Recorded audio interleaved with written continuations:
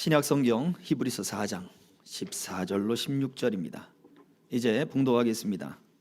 그러므로 우리에게 큰 대제사장이 계시니 승천하신 이 곧 하나님의 아들 예수시라. 우리가 믿는 도리를 굳게 잡을지어다.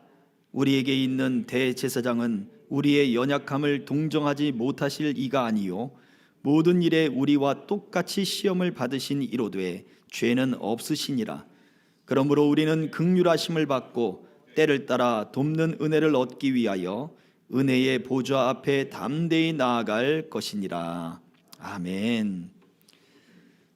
긍휼하심을 받고 때를 따라 돕는 은혜를 얻기 위하여 은혜의 보좌 앞에 담대히 나아가라 말씀했습니다. 오늘 이 말씀을 가지고 예수님이 은혜로 바꾸셨습니다 라는 말씀의 제목으로 함께 은혜 나누기를 소망합니다. 이 은혜의 보좌는 어디일까요? 이 은혜의 보좌는 구약에서는 속죄소라고 하는 곳이었습니다. 그 속죄소에서 모든 죄가 사해지는 거예요. 그래서 번제단에서 희생의 제물을 드리고 불태워 드리고 그 피를 가지고 제사장이 성소로 들어가서 성소에 있는 분향단에 뿌리죠. 근데 그걸로 만족하지 않는다는 거죠. 그걸로 모든 죄가 만족하지 않아요. 1년에 한 차례 꼭 그 지성소 안으로 들어가야 되는 거죠. 법궤가 있는 지성소 안으로 들어가서 그 속죄소에 그 피를 뿌려야 모든 죄가 비로소 완전해지는 거예요. 하나님은 성소 안에 들어오는 그 피까지 하나님은 그것을 그저 인정해 주시는 거죠. 그러나 1년에 한 차례지만 그 한 차례 그 안에 완전히 하나님의 그 속죄소 그 안에 법궤 앞에 있는 바로 그 자리까지 들어가야 모든 죄가 비로소 다 사해지는 것입니다. 근데 그것만으로 또 완벽하진 않아요. 하나님이 그저 인정해 주시는 거죠. 그래서 하나님은 완벽하게 죄를 없애주시기 위하여 예수 그리스도를 이 땅에 보내주신 것 아니겠습니까? 그래서 그 속죄소는 예수님을 이야기를 해요. 사실은 그 예수님으로 인해서 우리의 죄가 속해졌지만 우리가 깨끗해진 게 아니에요. 하나님이 깨끗하다 인정해 주시는 거죠. 하나님이 예수님의 그 피가 뿌려진 것을 보고 그래 너는 깨끗하다 인정해 주시는 거죠. 그걸 칭의라고 하지 않습니까? 우리가 깨끗해진 게 아니에요. 우리는 여전히 죄인이고 우리는 여전히 부족하고 우리는 여전히 지혜가 없는 그러한 존재일 뿐이에요. 그러나 그 예수님의 은혜로 우리가 바뀌어진 거죠. 하나님이 그렇게 바라보시는 거예요. 그래서 예수님의 은혜로가 우리를 바꾸셨다라고 하는 것이 바로 그러한 의미를 가지고 있어요. 속죄소와 같은 의미를 가지고 있습니다. 이미 말씀드린 대로 이 속죄소 히브리서 4장 15절 오늘 본문의 말씀 속에 이렇게 말하고 있죠. 같이 읽겠습니다. 시작. 우리에게 있는 대제사장은 우리의 연약함을 동정하지 못하실 이가 아니요 모든 일에 우리와 똑같이 시험을 받으신 이로되 죄는 없으시니라. 예수님이 우리를 은혜로 바꾸실 수 있었던 이유는 그분이 우리와 똑같은 시험을 받았더라. 그분이 우리와 똑같은 상황에 놓였더라 라고 말해주고 있기 때문에 그래요. 자, 그래서 조금 더 속죄소에 대한 이야기를 한번 나눠보도록 하겠습니다. 첫 번째, 속죄소는 그 안에 있는 것은 다 예수님을 예표해요. 속죄소 안에 있는 것. 속죄소 안에 있다 도대체 무슨 이야기일까요? 속죄소는 법궤의 뚜껑을 이야기합니다. 법궤의 뚜껑 위에 구름 모양의 두 천사를 만들고 그 천사의 두 날개가 서로를 향하게 함으로써 그 사이에서 하나님의 임재와 영광이 나타나는 그런 표적을 보여주셨죠.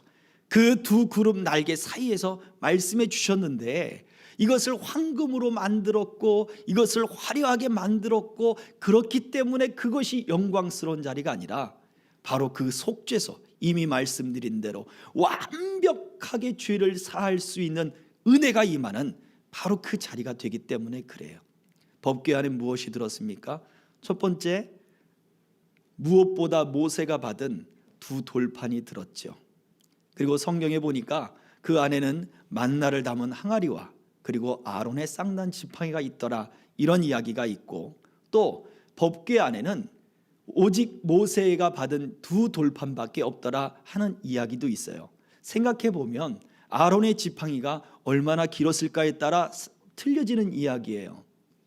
그저 요만한 몽둥이 같은 그러한 지팡이였다면 법궤 안에 들어가겠지요. 그러나 우리가 그림으로 상상하듯 양떼를 몰고 있는 목자들의 그 지팡이, 길다란 지팡이면 그 안에 들어갈 수가 없습니다. 그래서 만나의 항아리와 그 지팡이는 아무튼 법궤 안이든지 아니면 그 법궤 바로 앞에 놓여 있었을 것입니다. 중요한 것은 이 세 가지가 다 예수 그리스도를 예표하고 있다는 거예요. 하나님은 율법의 완성, 율법의 마침으로 예수님을 이 땅에 보내주셨죠.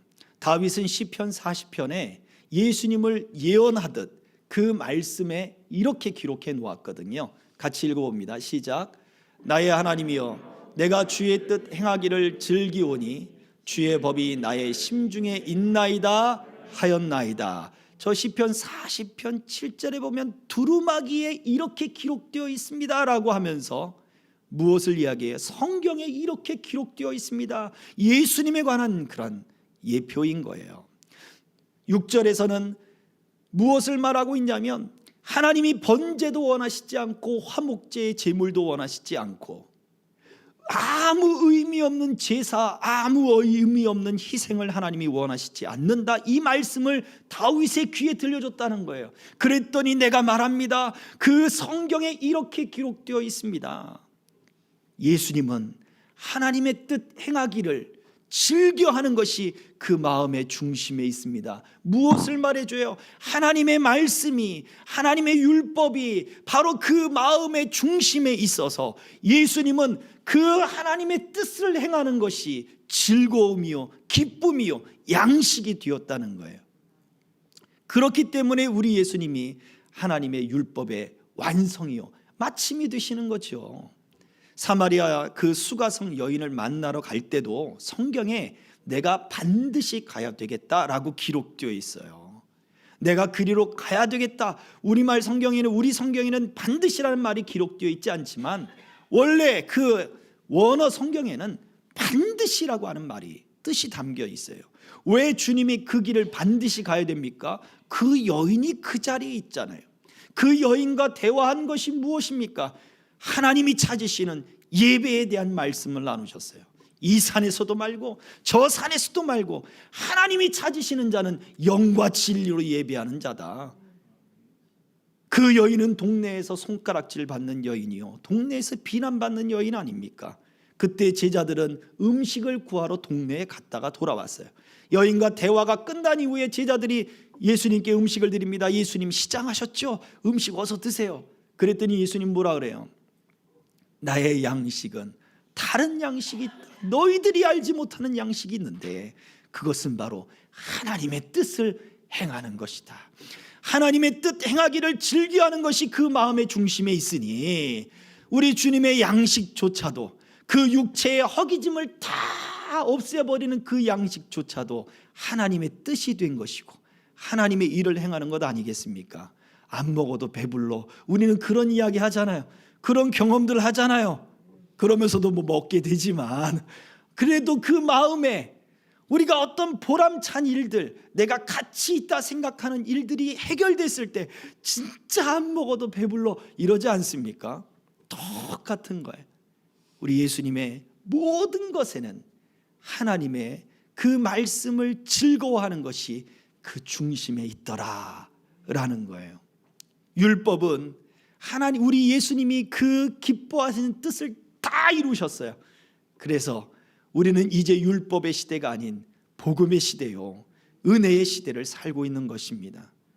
또 그 만나의 항아리 다 알잖아요. 내가 온 것은 하나님이 주시는 너 그 조상들이 먹었고 그냥 배불렀다가 또다시 배고파지는 그러한 만나가 아니라 너의 영생하는, 너희들에게 영생을 주는 만나다. 예수님 말씀하셨지 않습니까? 요한복음 6장 51절이에요. 다 같이 읽어보겠습니다. 시작. 나는 하늘에서 내려온 살아있는 떡이니 사람이 이 떡을 먹으면 영생하리라. 내가 줄 떡은 곧 세상의 생명을 위한 내 살이니라 하시니라. 아멘. 영생하는 떡이다. 사람이 그 떡으로만 살 것이 아니고 하나님의 입으로부터 나오는 모든 말씀으로 살 것이다. 하나님의 나라가 너희들에게 있느니라. 이 말씀이 너희에게 임했으면 하나님의 나라가 너희에게 있다 라고 선포하신 그 주님 아니시겠습니까? 바로 이 생명의 떡으로 오신 그 예수님이 저와 여러분들 안에 있는 것이지 않습니까? 또 아론의 쌍난 지팡이 무엇을 얘기해요? 실제적으로 이 살구나무 꽃이라고 얘기하는 것은 아몬드 꽃을 이야기하는데 가장 이른 봄철에 피는 그러한 꽃이라고 이야기해요. 벚꽃과도 같이 비슷하게 생겼어요. 살구나무 꽃하고 정말 비슷하게 생겼어요. 그래서 우리 성경에는 살구나무 꽃으로 번역이 되어 있는데 아몬드 꽃입니다. 아, 이거 벚꽃 아니야? 살구나무 꽃 아니야? 복숭아 꽃 아니야? 사실 전문가가 아니면 구분이 잘 안 될 정도로 뭐 꽃술의 모양이 어떻고 거기에 꽃받침이 어떻고 그거에 따라 달라진다고 하는데 우리 일반인이 보기에는 똑같습니다. 벚꽃 같고 살구나무 꽃 같고 가장 이른 긴 겨울을 지나 가장 이른 봄철에 피는 꽃이 바로 그 꽃이라고 이야기하기도 해요. 여기에서 죽었던 나무가 그 긴 겨울을 지나고 다시 싹이 나는 것처럼, 그런데 그냥 메말라 있는 모습이 아니라 완전히 뿌리조차 없는 그 지팡이가 싹이 나고 꽃이 피고 열매를 맺었더라 이거죠. 우리에게 우리 예수님으로 말미암아 새로운 생명이 있음을 바라줘요. 새로운 소망이 있음을 우리에게 말씀해 주고 있는 거예요. 자, 이러한 영생의 말씀이 율법의 그러한 어떤 얽매이는 말씀이 아니라 우리에게 자유와 생명과 소망과 부활과 이러한 영의 양식들을 허락해 주는 그 자리가 속죄소의 자리죠. 그런데 성경에는 그 법궤를 만지는 사람이 죽었어요. 웃사가 죽었고 그 법궤 속죄소의 뚜껑을 열어본 사람이 죽었어요. 아니, 그 안에 있는 모든 것이 예수님을 예표한다면 예수님을 만져보고도 싶고 만나보고도 싶고 또 그 예수님에 대해 더 알아보고도 싶고 그런 마음이 우리에게 있지 않습니까? 귀여운 아이를 보면 머리를 쓰다듬어 주고 싶고 안아주고 싶고 막 뭐라도 사주고 싶어, 그런 마음이 우리들의 마음인데 정말 사랑하는 그 예수님을 만나면 예수님 하면서 그냥 두 손 잡고 그냥 막 깍지 끼고 그냥 막 바짝바짝 막 그렇게 뛰고 싶고 품에 안기고 싶고, 그게 우리의 마음 아니에요? 그런데 그 예수님을 예표하는 법궤를, 그 속죄소의 뚜껑을 들여다보는 이마다 다 죽임을 당했습니다. 베세메스의 주민은 5만 70명이 죽었다고 성경에 기록되어 있기도 해요. 이유가 무엇일까요? 속죄소의 뚜껑, 법궤의 뚜껑이 속죄소다. 이 의미 속에 잘 생각해 보십시다.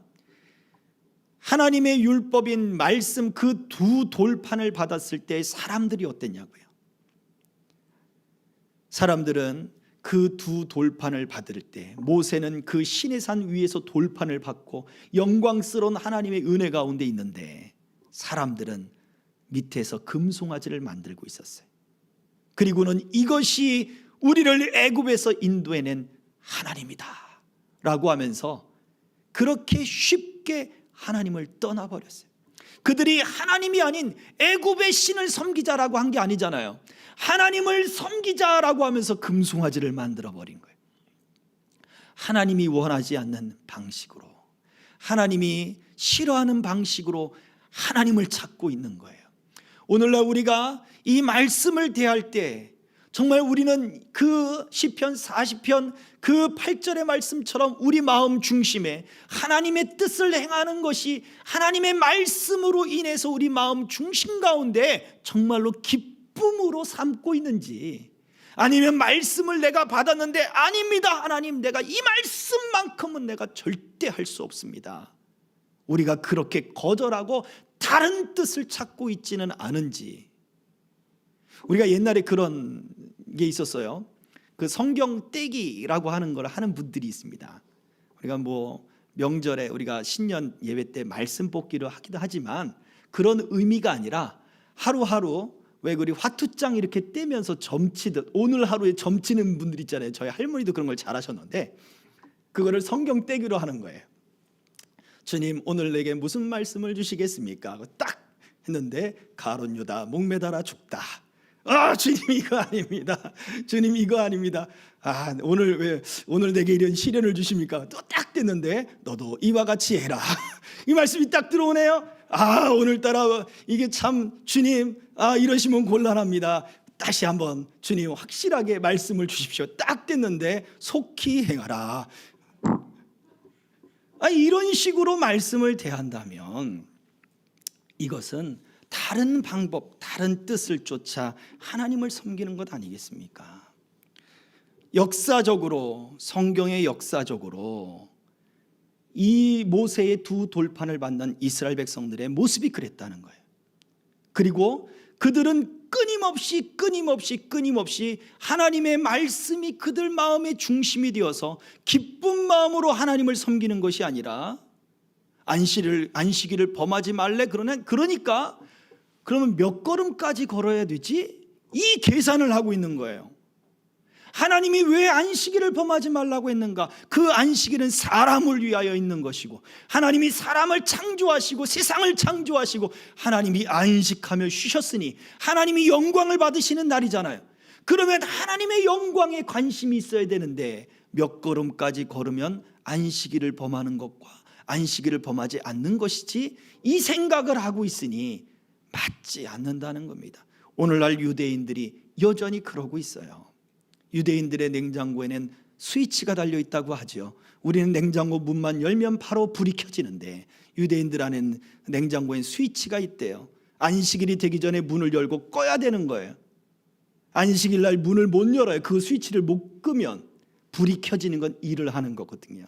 안식일을 범하는 거예요. 이때 찬스, 외국인을 불러요. 바카스 같은 걸 하나 따주면서 냉장고 문 좀 열어주세요 라고 한다고 하더라고요.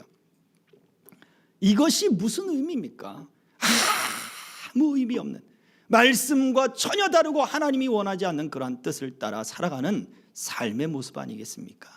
과연 저와 여러분들 마음 중심에는 하나님의 말씀을 기뻐하는 삶을 살고 있습니까? 예수님이 이 만나에 대한 영적인 해석을 해 주셨을 때도 많은 사람들이 떠나버렸어요. 어떻게 우리가 사람의 살과 피를 마실 수 있느냐? 이 말씀은 어렵도다 하면서 떠나갔어요. 성경은 뭐라냐면 많은 제자들도 떠나갔다 그랬어요. 예수님이 그 12제자에게 묻습니다. 너희들도 가려느냐?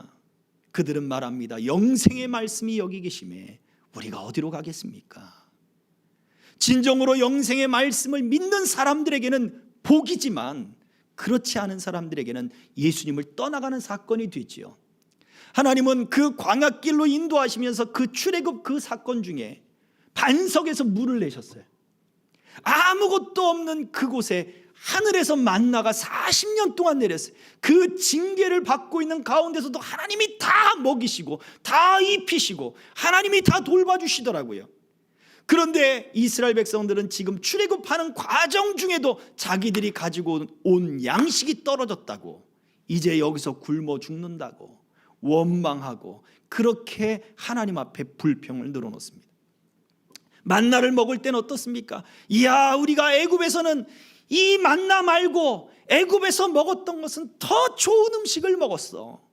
그곳에 향신료들을 착착착착 뿌려서 얼마나 맛있게 그 음식들을 먹었는데, 고기도 먹고 비록 중노동을 하고 성을 만들고 그런 어떤 노동들을 했지만, 노예 생활을 했지만 그곳에서 먹는 음식만큼은 잘 먹었어. 차라리 노예 생활이 나아. 이러한 불평과 원망을 하나님께 했단 말이에요. 하나님은 그 광야에서도 다 먹이시고 심지어 그들이 고기를 먹고 싶다 했을 때도 고기를 먹이셨어요. 그러나 원망하는 자들은 어땠습니까? 그 고기를 잡아서 이야 고기다 하고 물려고 하는 사이에 고기가 이와 이 사이에 들어갈 때 그들은 죽임을 당했습니다. 먹어보지도 못하고 죽었다는 얘기예요. 아론의 지팡이는 어떻습니까? 하나님은 하나님은 고라와 그 고라당과 함께하는 사람들에게도 마찬가지로 성령을 부어주셨어요. 모세가 홀로 하나님 내가 이 수십만의 이 수백만의 사람들을 내가 감당할 수 없습니다 하자 하나님은 그들에게 장로를 세워주셨고 그들에게 성령을 부어주셨어요. 그러자 성령을 받은 그 고라와 그 고라당의 사람들이 어떻습니까? 너희들만 하나님의 뜻을 받았느냐? 너희들만 하나님의 은혜를 받았느냐? 하나님은 성령을 주셔서 모세와 함께 연합하여 그 성도들 하나님의 백성들을 사랑으로 돌보라고 은혜를 주셨는데 그들은 오히려 그 은혜가 오히려 그 은사가 오히려 그 성령의 임하심이 오히려 모세와 싸우고 백성들에게 분열을 일으키고 아픔을 일으키는 그러한 하나님의 질서를 깨뜨리는 그러한 교만의 도구로 삼아버렸다는 거예요. 자, 정리해 봅시다. 말씀이 임했을 때 하나님을 쉽게 떠나버렸죠. 또요, 만나가 그들에게 주어졌을 때 하나님은 다 돌보셨는데 그들은 원망해버렸죠. 아론의 쌍난 지팡이 그 사건은 하나님의 은혜와 은사를 받았음에도 사랑으로 돌봐야 할 그 일을 분쟁과 다툼으로 만들어버리는 사건이었습니다. 오늘날 우리들의 모습이 아니냐고요. 하나님은 그것을 그 법궤 안에 다 집어넣어버리고 어떻게 해요? 뚜껑으로 탁 닫아버린 거예요. 그 다음에 어떻게 하셨습니까? 하나님의 영광이 그 위에 임하셨잖아요. 어찌 보면 뚜껑을 딱 닫고 아무도 그 뚜껑을 열지 못하도록 그 위에서 하나님이 딱 앉으시고 눌러버리신 거예요. 그러니 그 뚜껑을 왜 들추려고 하냐고요. 하나님을 잃어버리고 하나님을 떠나버렸던 그 불순종을 왜 들춰보려고 하고 하나님이 다 주시는 것들 그거 감사하지 못하고 원망하고 불평하고 믿지 못하는 그러한 교만들을 왜 들추려고 하고 잘났다고 또 내가 은혜가 있다고 은사가 있다고 충돌하고 싸우고 분열하고 다투는 것들을 왜 들추고 만져보려고 하냐 이거예요. 손도 대지 말아라. 이건 내가 다 속해버린 것이다. 이것은 다 내가 도말해버린 것이다. 이것은 너희들이 볼 것이 아니다. 하나님이 그렇게 말씀하고 있는 것이 아니겠냐고요. 속죄소는 다른 말로 시은좌라고 이야기하죠. 은혜를 시전하는 자리, 은혜를 베푸는 자리, 모든 죄와 모든 교만과 우리 모든 불순종을 하나님이 다 덮고 눌러 앉으셔서 그곳에서 하나님이 은혜를 베풀어 주시는 거예요. 나는 너희들의 교만을 보지 않겠다. 그 속죄소에 피가 뿌려지기 전까지의 모든 교만과 모든 죄악들과 원망과 불평과 모든 충돌과 갈등을 나는 보지 않겠다 이거예요. 그 속죄소에 피가 뿌려짐으로 그 죄가 덮여지는 거잖아요. 그 죄가 사해지는 거잖아요. 이것이 사해지지 않으면 심판을 받는 거예요. 율법이 깨졌을 때도 돌판이 깨졌을 때도 심판을 받았고 만나를 그 주셨고 그 이 사이에 고기가 있을 때도 심판을 받았고 아론의 쌍난 지팡이 때도 땅이 갈라져서 심판을 받았어요. 사실 그 자리는 심판의 자리인 거예요. 그러나 하나님이 심판이 아닌 은혜를 베푸는 자리로 바꾸셨어요. 예수님이 그렇게 만드셨다고요. 그래서 오늘 본문의 말씀 그분이 예수님이 우리의 대제사장이 되셔서 이제는 하나님의 그 하늘 보좌 우편에 앉으셔서 우리를 위하시는 대제사장이 되고 우리를 위하여 대신 강구하는 대제사장이 되기에 그 대제사장이 1년에 한 차례 들어가서 속죄소에 피를 뿌리는 것처럼 이제는 영원한 속죄를 우리에게 베풀어 주셨다 말씀하고 있잖아요. 그래서 두 번째, 예수님께서는 심판의 자리를 은혜의 자리로 바꾸셨기 때문에 어떻게 해요? 우리는 그 은혜의 보좌 앞에 담대히 나아갈 길을 얻게 된 것입니다. 그래서 예수님이 없는 예배, 예수님이 없는 말씀, 예수님이 없는 생활, 만나를 바라보고 그 만나를 얻기 위하여 매일같이 수고하고 애쓰는 그 모든 생활들, 예수님이 없는 모든 권위와 예수님이 없는 모든 은혜와 은사들은 다 헛것인 거예요. 은혜의 자리가 아닌 심판의 자리로 갈 수밖에 없는 거예요. 그러니 오늘 이 자리에 우리가 예배하러 나온 것은 오직 예수 그리스도 그 은혜 때문인 것으로 믿습니다. 예수님이 그러면 어떻게 하셨습니까? 이미 말씀드린 대로 예수님은 여전히 똑같이 우리와 시험을 받으셨다. 사탄에게 시험을 받으실 때 예수님이 무엇으로 시험 받으셨습니까? 말씀으로 시험 받으셨습니다. 예수님은 말씀으로 그 사탄의 시험을 이기셨습니다. 할렐루야. 이유가 무엇입니까? 사단도 말씀을 사용하는데 예수님이 말씀으로 이기신 그 이유는 예수님의 마음에 그 말씀을, 하나님의 말씀을 이루고자 하는 것이 기쁨이요, 하나님의 모든 말씀의 뜻을 그 마음에 잘 새기고 있었기 때문에 그래요. 그러나 사탄은 그 말씀을 마음에 새기지 않아요. 말씀이 도구가 될 뿐이에요. 승려들도 성경을 읽습니다. 제가 아는 저희 친척 중에 가까운 분이 도사가 됐어요. 그분도 교회를 다녔었어요. 간혹 가다가 집안 모임이 있어서 간혹 가다 만나기도 하는데, 그러면 꼭 제 옆에 옵니다.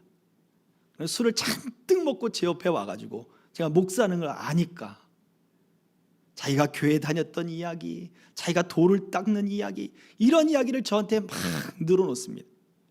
저보다 한참 윗 어른이니까. 참 안타까운 일이에요. 그분도 성경을 여러 번 읽었대요. 그러면 무슨 소용이 있습니까? 예수가 없는 말씀은 다 헛것입니다.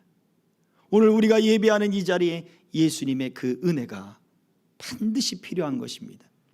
만나를 담은 그 항아리도 마찬가지죠. 생활의 문제를 꼭 필요한데 이 문제를 해결해 주시는 분이 누구밖에 없습니까? 예수밖에 없는 거예요. 왜 우리의 힘으로 하려고 합니까? 왜 나의 힘으로 하려고 합니까? 여러분의 힘으로 애써서 힘써서 잘 살아보려고 우리가 노력하는 게 맞지요. 그러나 그리스도인들은 우리 주님이 주시는 힘으로 해야 될 줄로 믿습니다.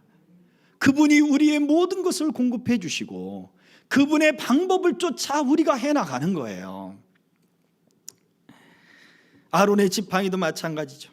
사랑으로 그 교회를 세우고 하나님 사랑으로 백성들을 돌보라고 주신 그 은혜와 능력들, 예수님의 사랑으로 예수님이 우리의 모든 죄를 그 속죄수에 덮어버리고 거기에 피를 뿌려 깨끗하게 한 것처럼 우리에게 주신 은혜가 있고 은사가 있고 능력이 있고 권위와 직분이 있다면 우리는 어떠한 일을 해야 합니까? 사랑의 일들을 해야죠.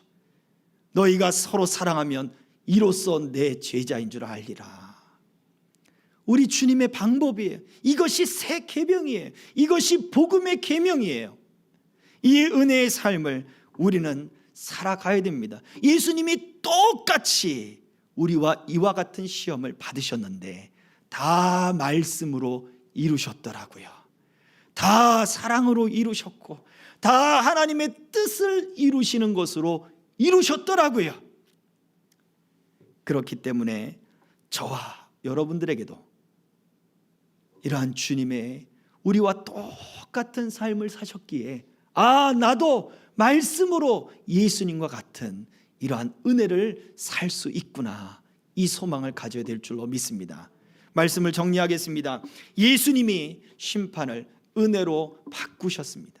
그렇기 때문에 예수님 없는 그 자리는 은혜의 자리가 아니라 심판의 자리가 됩니다. 아무리 말씀이 그 안에 그 말씀에 줄줄줄줄 외우고 그 말씀을 여러 번 읽고 그 말씀을 정말 깊이 있게 공부했다 할지라도 예수 그리스도가 그 안에 없으면 심판의 자리로 갈 수밖에 없습니다. 아무리 힘쓰고 애쓰고 노력하고 성실하고 근면하다 할지라도 예수가 없는 삶은 심판의 자리로 들어갈 수밖에 없는 것입니다. 날마다 예수님으로 말미암아 새로운 힘과 은혜와 소망이 있어지길 주의 이름으로 축복합니다. 우리의 모든 것을 그 속죄소 그 법궤 안에 다 집어넣으시고 속죄소 뚜껑으로 덮으시고 그 위에 피를 뿌려 우리를 정결하게 하셨다는 사실을 우리는 기억합시다. 그래서 그 은혜의 자리에 날마다 나아가는 것입니다. 오늘 이 자리도 여러분들이 하나님의 은혜가 임하는 그 은혜의 자리가 되기를 소망하고 매일같이 또 눈을 뜰 때마다 오늘도 내가 주님의 은혜를 붙잡습니다. 예수님 때문에 은혜의 자리로 갑니다. 고백하고 그 삶이 주님의 은혜의 삶이 되기를 주의 이름으로 축복합니다. 한 가지만 더 얘기해 볼게요. 저 마지막 문장에 새로운 은혜가 넘치는 삶의 가치를 두어야 합니다. 속죄소 뚜껑 열어보는 사람들, 그 옛 것을 만지고 아이고 이거 잃어버리면 안 되는데 내가 이것 때문에 살았는데, 여러분 그 관심사를 바꾸자는 거예요. 예수님이 하나님께 관심사를 집중해 두었듯 우리도 거기에 하나님의 은혜에 우리 예수님께 하나님이 기뻐하시는 것이 무엇인가에 또 내게 하나님이 원하시는 것이 무엇인가에 관심사를 두기를 주의 이름으로 축복합니다. 기도하겠습니다.